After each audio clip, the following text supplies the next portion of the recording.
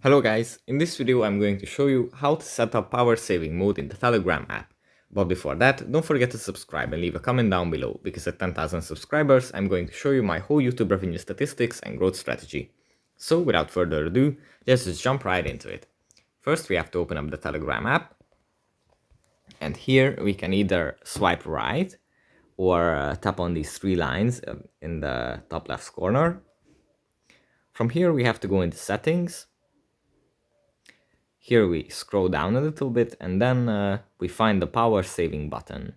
We tap on this, and here we can select our preferences about the power saving mode, the battery percent at which it turns on, and the functions that it turns on in this mode.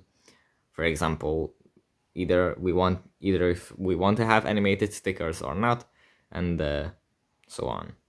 Yeah, so that's pretty much it for this video. Hope it was helpful for you guys, and see you in the next one. Bye.